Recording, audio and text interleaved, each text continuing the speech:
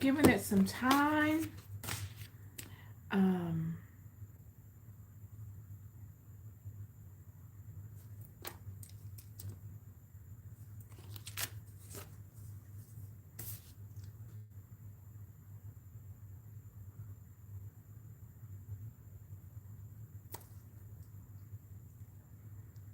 don't want to do that.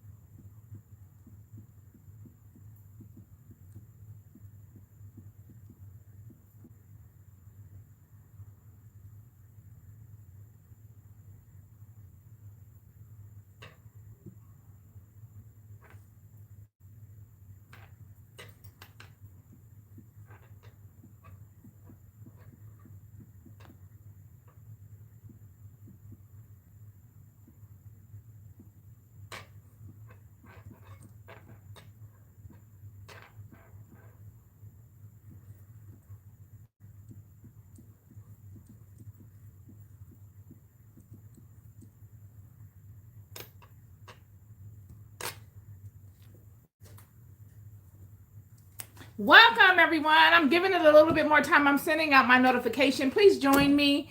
Please join me. It's going to be a very interesting content.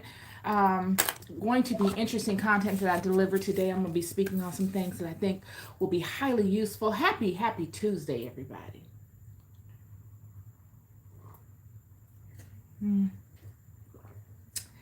Happy Tuesday.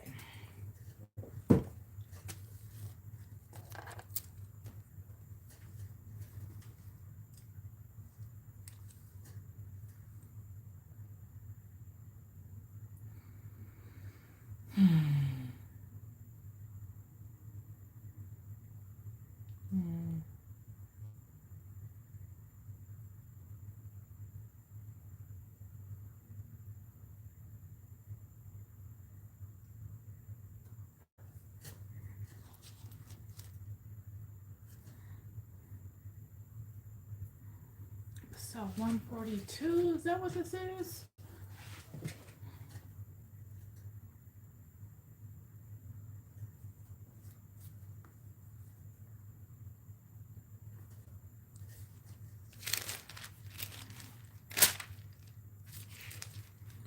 I'm going to give it a couple of more moments.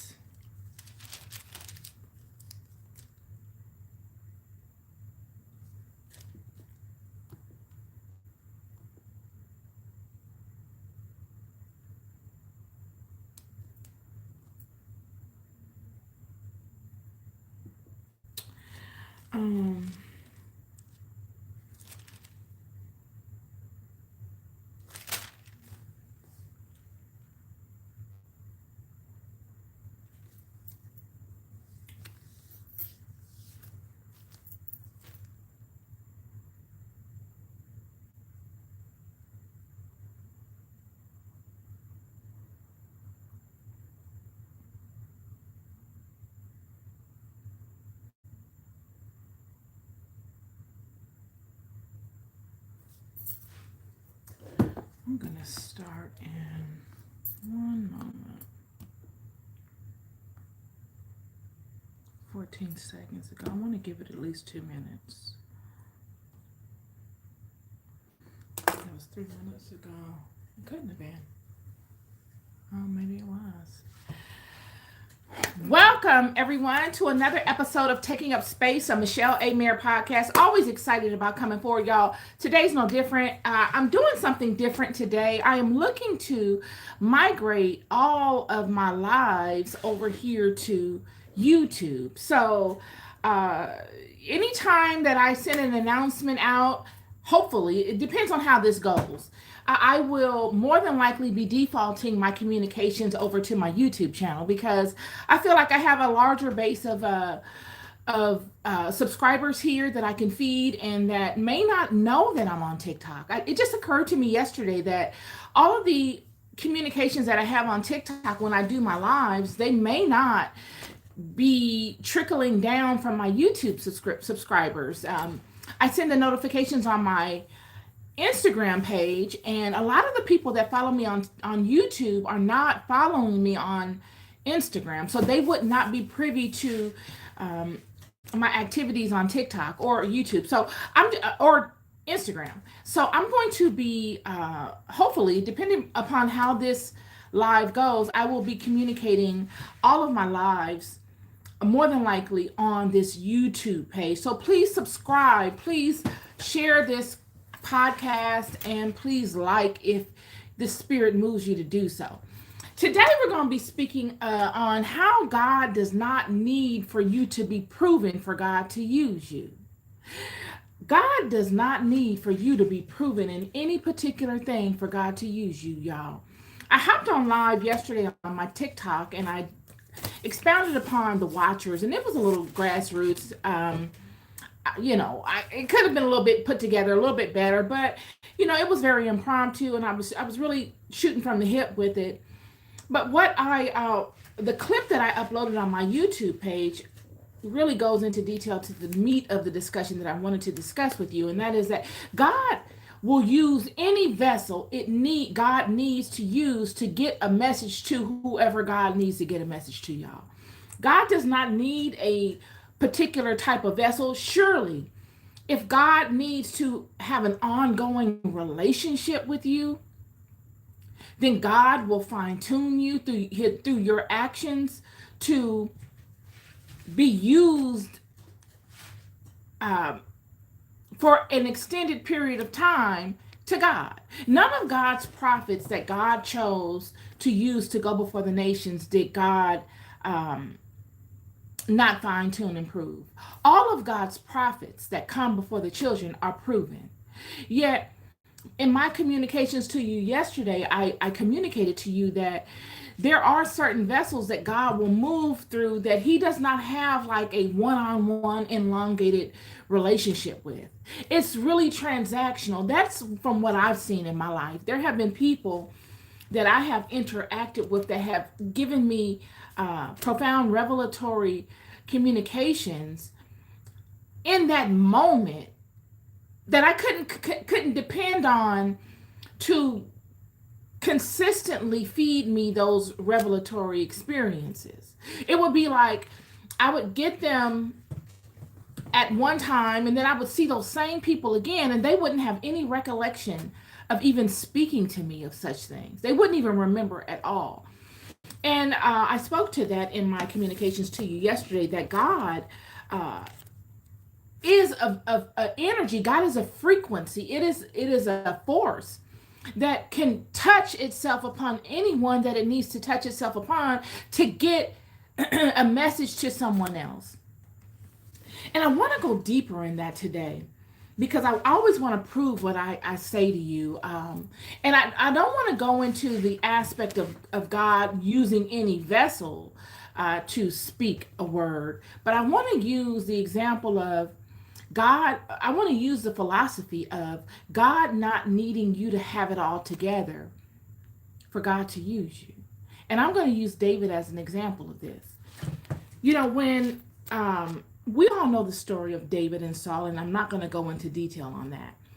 We all know that David was struggling in overcoming the challenges of his life that Saul would put on David's path. David's life was severely impacted by the king of Israel, which was Saul. The king of Israel was hunting David, and he was on the run, and it turned his life completely upside down. But David would reach a certain plateau in his relationship with Saul, running from Saul, overcoming the obstacles that David would incur because of Saul. And he would get to a place of expanse where David would be able to see the beauty, really, of, if you want to call it that, of his experiences with Saul, All of David's experiences that he had with Saul, and not just Saul, all of David's experiences that he had in his testing process would show him the nature of God. They would show him the nature of people.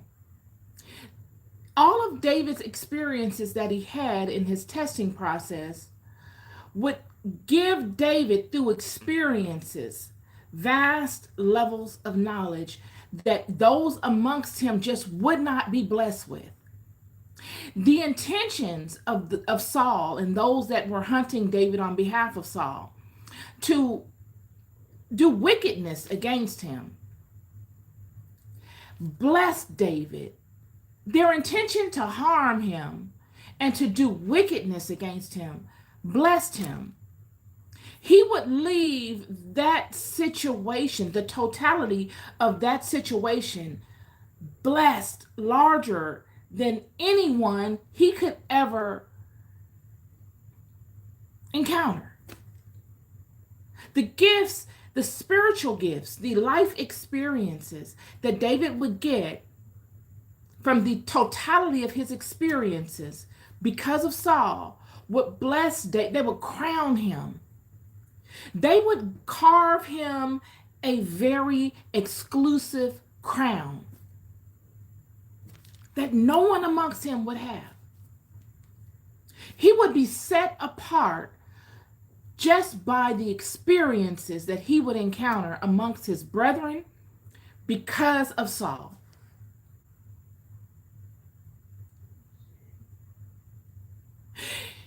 David would be proven without priests.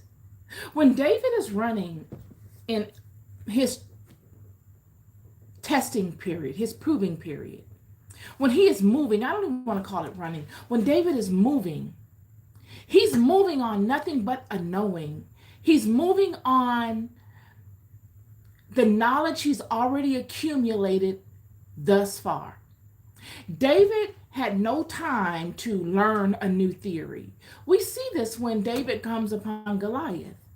When David approaches Goliath and he defaults into this situation, and he finds that this giant is taunting his house, his culture, his group of people, his family, his tribe. And he says, I can defeat this giant. Saul says, no, you're just a youth. You're just a young man. You don't have the experiences necessary to defeat this giant. And David says, no, sir, I do. I do. You just don't know. I've been through all kinds of things before this, friend. I just look like this, but I've slain a lion. I've slain a bear. I've wrestled with these animals with my bare hands. I didn't have a club. I didn't have a group of men that came to assist me. No one even knew that I did these things. These things I did upon instinct at the drop of the dime. I did these things in real time when real situations presented themselves. Had I not, what little we have as a family of people would have been taken and we would not have gotten it back. David said, I took this prey from this animal in real time and saved it alive. Do you understand what is being conveyed here? David says, I knew the nature of these animals because I have managed the things that were at my level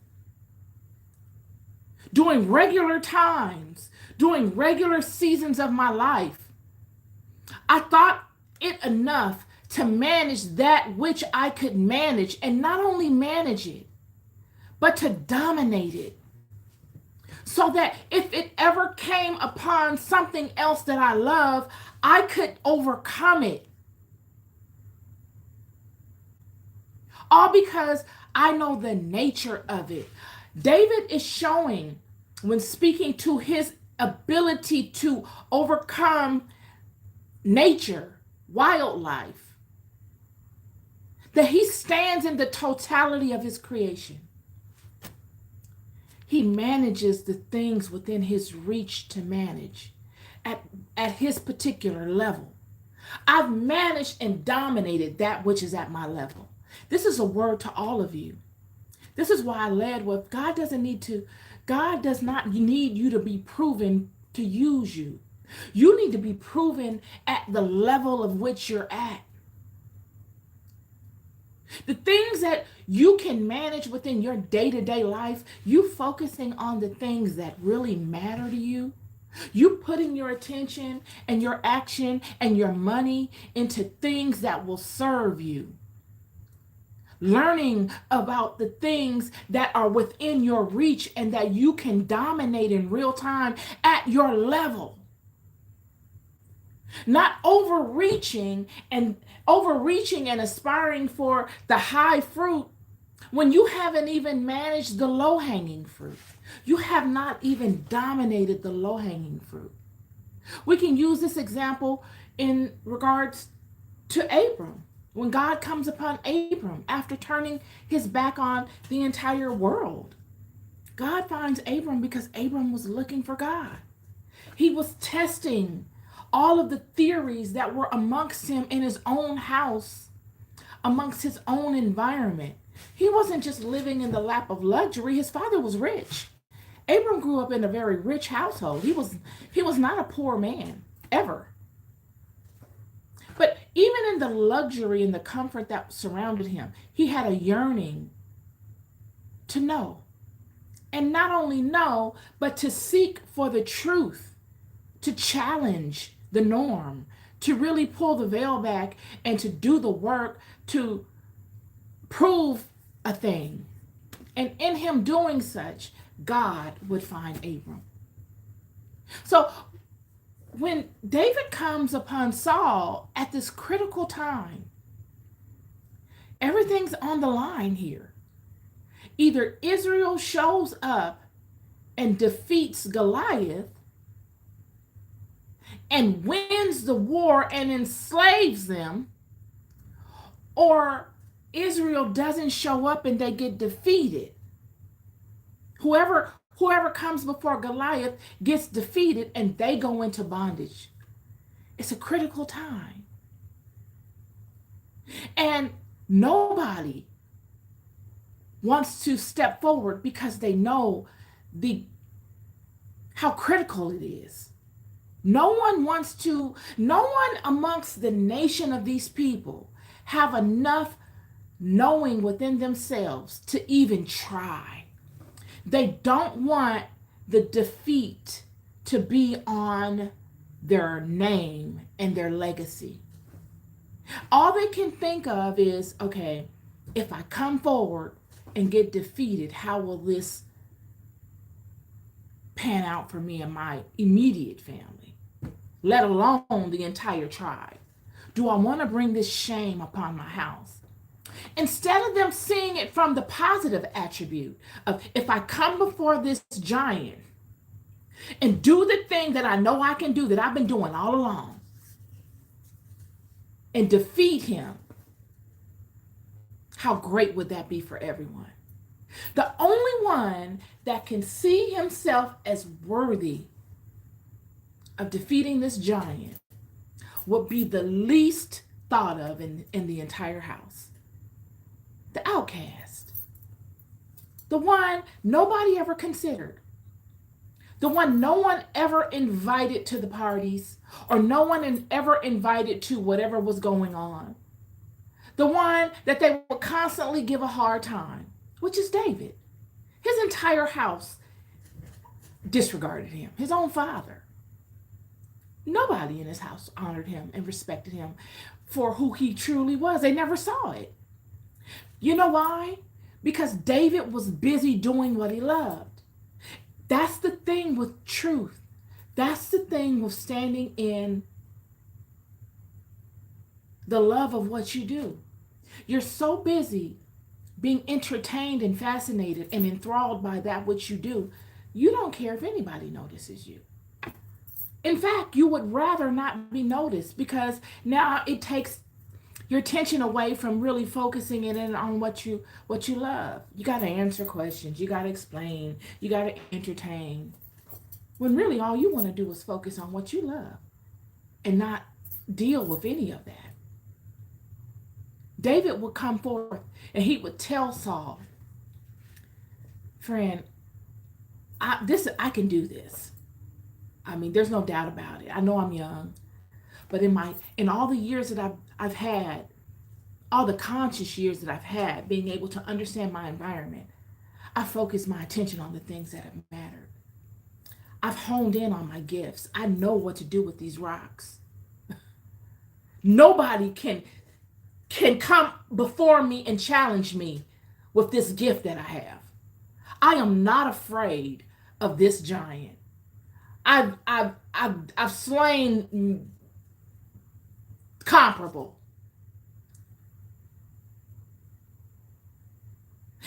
And Saul says, well, you're not proven. He says, I've wrestled with lions and bears and have taken them out of their mouths and saved them alive. That is literally what he said. It's embedded in my memory. Saved them alive. How monumental is that? He's saying, I have stood in the totality of my original creation. I am Adamu incarnate. I'm standing in that truth. I understand all things of this earth. This environment, I know this. I know me, and I know all that I am responsible for. And I can dominate. And that's what he does. He goes and he takes from nature aerodynamic items of nature. He knows what to look for because he's mastered this thing. And he gets a slingshot made of particular skins. How does he know what skins work for what? Because he's tried them. And he says, I'm ready. And Saul says, no, you need this armor. You need all of this technology. Goes back to what I've been talking about. I don't know. You need all this stuff that man has created. Because that armor at the time was technology. That was the technology of the time. Armor and swords and all this kind of stuff. These are ideas of men. These are gifts that the fallen ones gave to Adam and Adam's descendants that tricked them out of their power, authority. And David says, I don't know nothing about that. I don't know anything about that. At this point, friend, I can't adopt that right now. I don't need any of that. We're at a time and we're in a situation where we must depend on what we know, not what we hope, not what we think will work, not what we have imagined to work. We must depend on that which we actually know. And I don't know anything about whoever created that and how to use it. I didn't get the class on what to use it with or how to go about being effective with using it. I can't use that right now. But what I can use are all of the things that I have figured out about this environment, how to dominate and be king in this environment thus far. And that's what he uses. He comes forth with nothing but a sling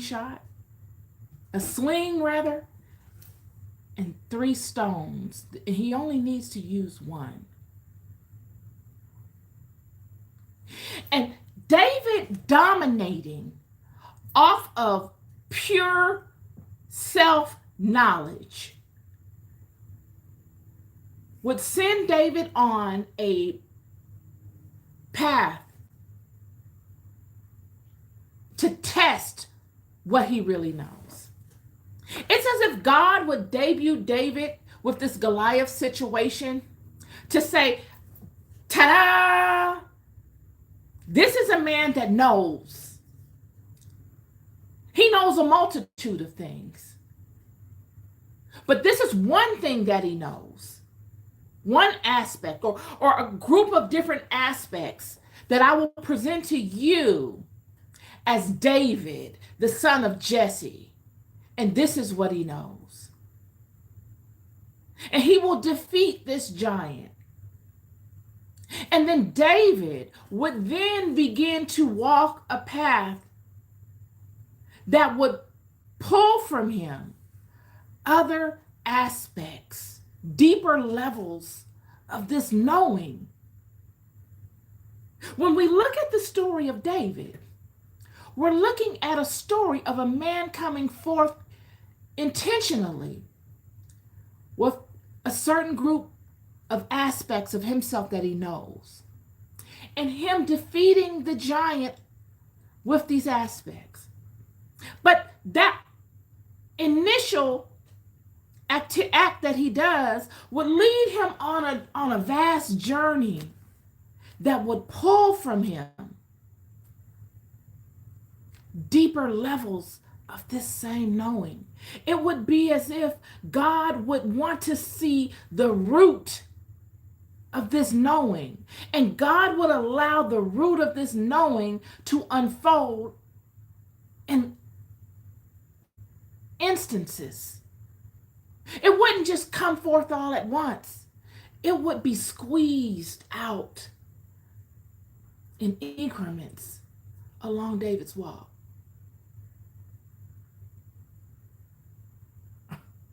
Without a priest, without the counsel of wise men, without ever seeing God face to face, without ever hearing a word from God like Moses, Miriam, and Aaron,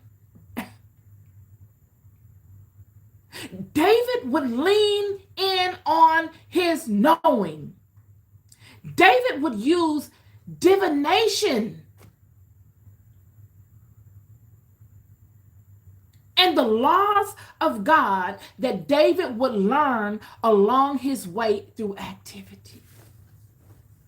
David would have a walk of trial and error, trial by fire.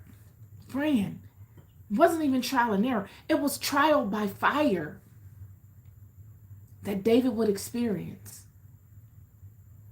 Everything is on the line. He sees the intention of the people that he loves against him. Yet he's voiceless. He has no way of defending himself against the intentions. He has no way of turning the tide. The best he can do is align deeper to this knowing that he has to find safety in very, very challenging times.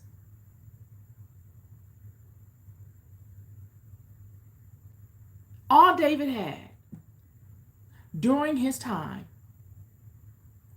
was divination, knowing,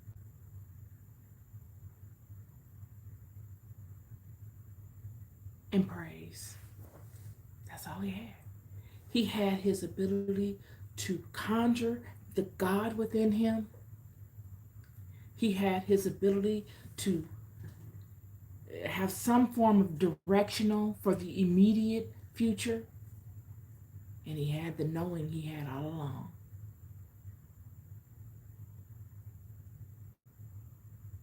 And after David comes in and out of these situations, and he's crowned with experiences like none other. After he comes in and out of this, he reaches a level of success. And once he reaches this level of material success, Saul is taken out of the picture. He has no enemies any longer. There's no particular threat. The nations amongst him know of him by way of his actions during the hunt that Saul had for him. He's made a name for himself. The people, the warriors that have come amongst him and supported him openly have become mighty men of valor. These are the mighty men that you hear of in the Bible. These are David's men. Mighty men of valor. They were mighty warriors before they came and aligned to David. But after aligning to David and adopting David's philosophy, because that would be the only way that they could truly align, is if they were actually going to adopt the philosophy of David. Because them not adopting David's philosophy and aligning with David will cause David to be taken out of alignment. So David had to run a tight ship, if you want to call it that, in the adoption of the philosophies that got David through. And these people would freely and willingly adopt all of David's philosophies because they saw what results came from them. They were impressed by David's walk. They weren't impressed by his walk because it was flamboyant and it was riddled with all types of riches and abundance. No, they were impressed by David's walk because they saw how effective it was. This is the mastery of our Creator, y'all. God would show David's walk to everyone that was privy to this situation in real time. What was humiliating to David, what would normally be humiliating to someone else, crowned David. It would be through the humiliation that the Saul and all of Saul's court and all of them that adopted Saul's philosophy that benefited from Saul's wickedness thought was so funny and so humiliating to see of David, all of the things that they did to belittle him and to catch him up was for a short season. They got small amounts of joy from it. Yet in the end, David would have lifelong successes because of. David's name will be made great to the point that we speak of it in levels of classification that many kings do not partake of. There are not many kings that are able to stand in the class of David today. Who else do we have? The Messiah would come from this line. The Messiah would be somewhat legitimized because of the line that he comes forth from. All because of David. And it would be the humiliation, all of the wickedness, all the fear, the realness of it. If it weren't so real, you could not pull that essence. You wouldn't get the same response. It was so real that it gave David the experience of a lifetime.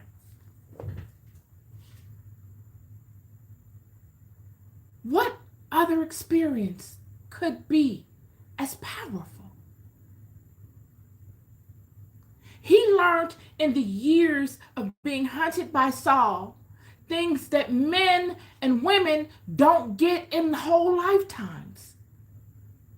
Levels of spiritual connectivity that the priests that come before him after his trial and error and proving stage is over do not even have. Nathan and Zadok do not possess the same levels of spiritual knowing that David possesses. They don't have it because they don't have the same experiences. David would be able to, after overcoming and being crowned king, he will be blessed with priests, knowledgeable, the best priests in the land, the high priest of the house of Israel, the most effective of the priesthood. He would be blessed with as counsel, immediate counsel. Yet David would possess a knowledge that even they wouldn't know of God. Ain't that something? They wouldn't even know of God. David would be able to get theoretical knowledge from them and discern it in a way that they would not even be able to do themselves. All because of the experience.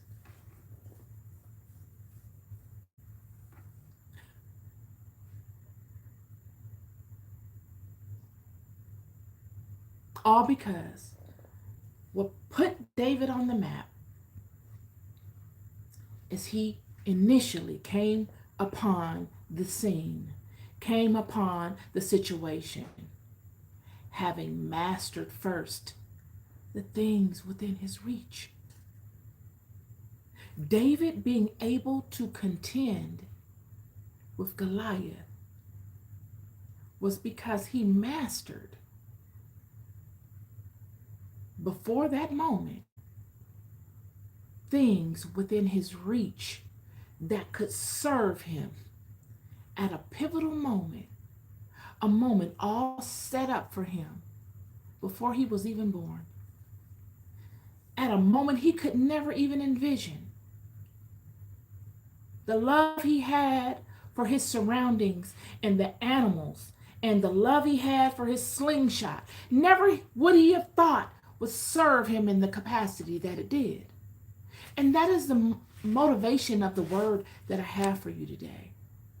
It is the small things that you master. The following of your heart, allowing the spiritual water to flow freely within your life. In the regular instances of your life, paying attention to the things that intrigue you, that matter, and dominating in them. Investing your resources and your time and energy into knowing and mastering those things. Because if God didn't want you to master them, and if God didn't have a plan for you in mastering them, he wouldn't put it in your heart to align to it.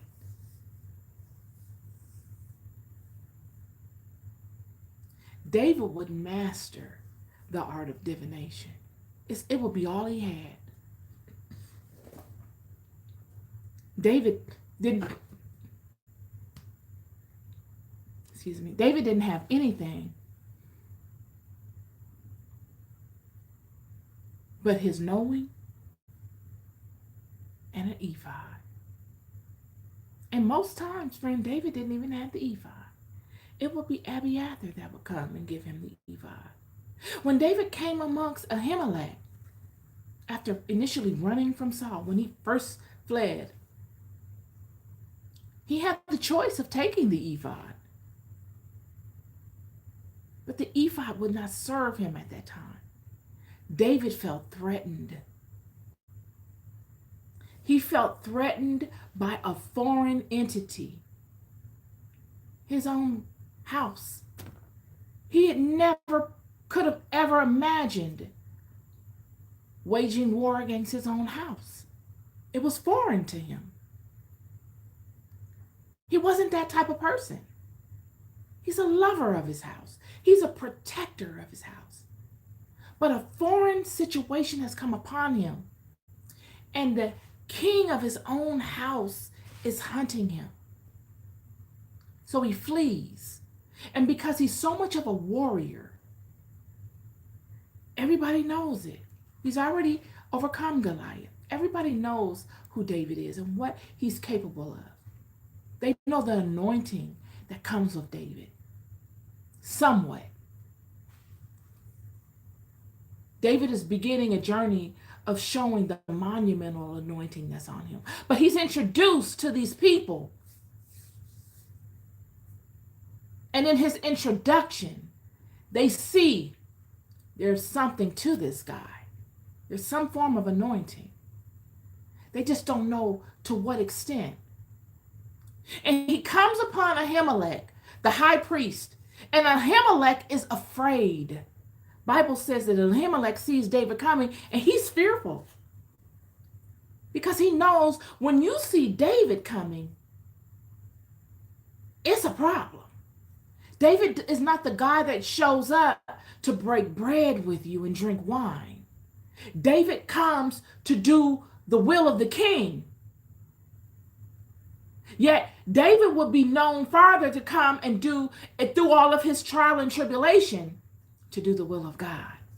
He's introduced to the people by doing the will of the king. And Ahimelech says, what can I do for you? He says, I need something. I had to come and do the king's work. Remember, I had to come to do the king's work and I had to leave in haste and I don't have any weaponry with me. And Ahimelech says, well, I have Goliath's sword wrapped behind the ephod. David could have took both of them. But he chose the sword because he is in a battle now that he's not accustomed to. He does not know if he will have to fight the king of his own house. And if so, does he have what it takes to overcome him? Is he enough? Am I enough to overtake this monumental giant? Goliath was nothing. When I fight against the king of my own house, I'm dealing with my own God. I'm confused. I'm running and I'm running in confusion and fear. And he takes the foreign object, the object that he would never have used in fighting against this giant. Because he knows in fighting against this giant, the God of his house will back him. And that in which he does not have, the God of his house will make up the difference. But now he's being hunted by the king of his own house, the man that his God put in place to manage the kingdom. And he's looking at it like, I got to preserve myself. I have to protect myself against the king that the God of my house put in place to protect me.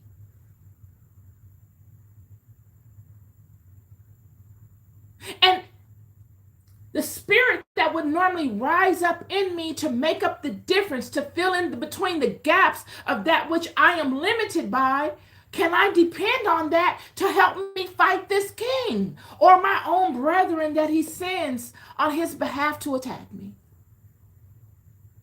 He's confused. So he takes the sword. He doesn't take the ephod. He takes the sword, friend. And it would be later in his walk, after he finds his adjustment, because that's what happens. Initially, you flee. Like Elijah, initially, he fled after defeating the 450 prophets of Baal. David flees after he gets word from Jonathan that Saul is actually after him. Everyone flees initially, friend. You flee, you shut down, you go into your cave, you need a word.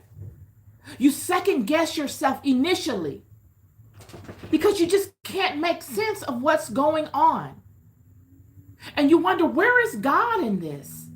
It gets very noisy in your head. And you flee into the caves so that you can hear. You question yourself, am I enough?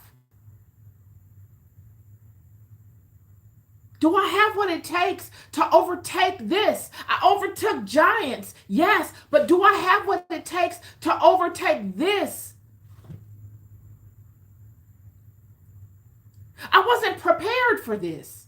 I was prepared for the giant. I knew what to do. I had a choice. I was prepared to overtake the 450 prophets of Baal. I didn't have a choice, but I knew that I was on a mission from God, and I was comforted by that. But when it comes upon you abruptly, like a thief in the night, just out of nowhere, in a way you could never have imagined, you will retreat. And it does not make you cowardly. It makes you wise. It makes you wise, friend.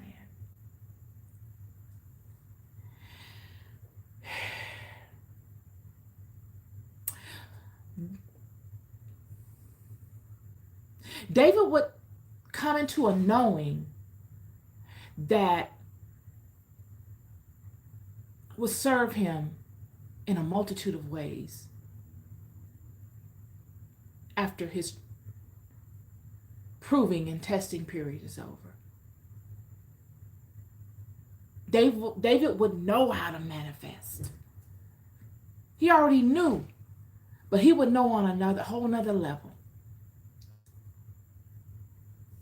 David would be particular with who he had around him after coming out of something like that.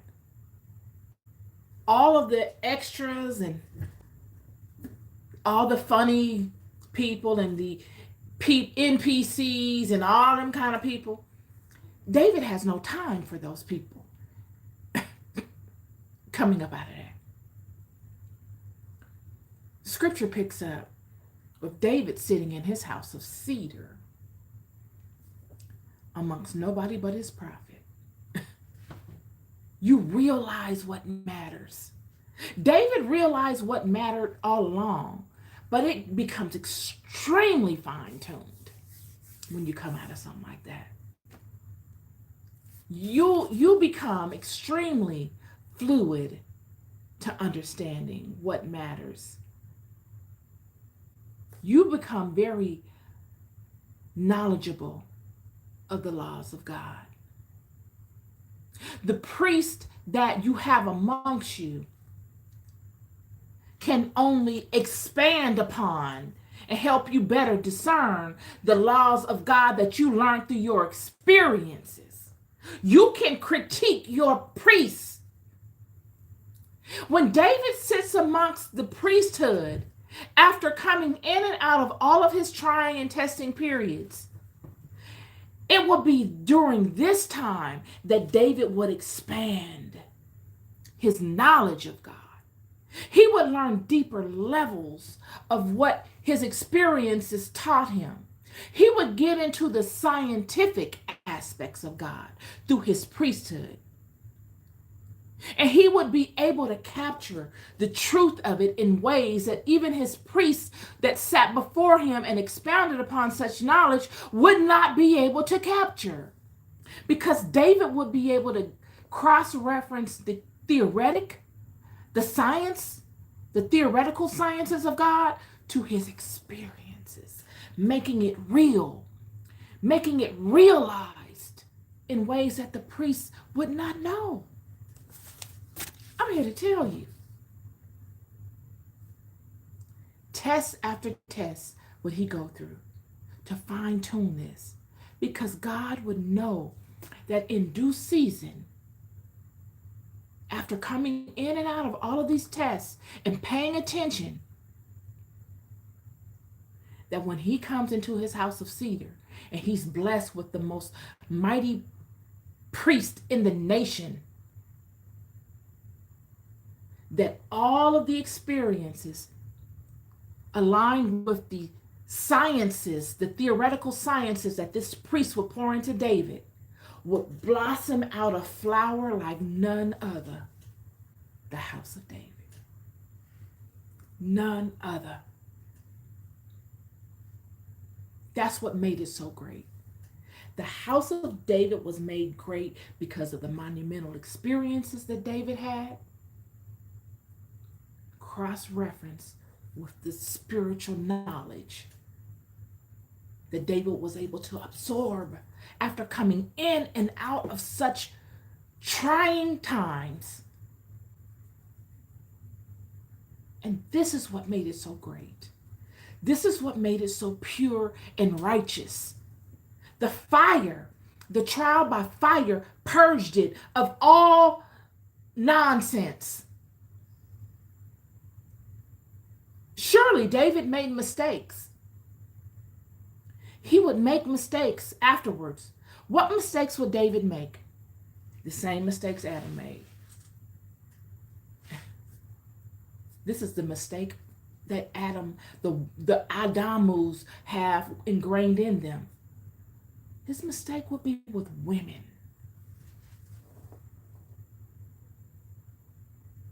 Being able to control his lower nature.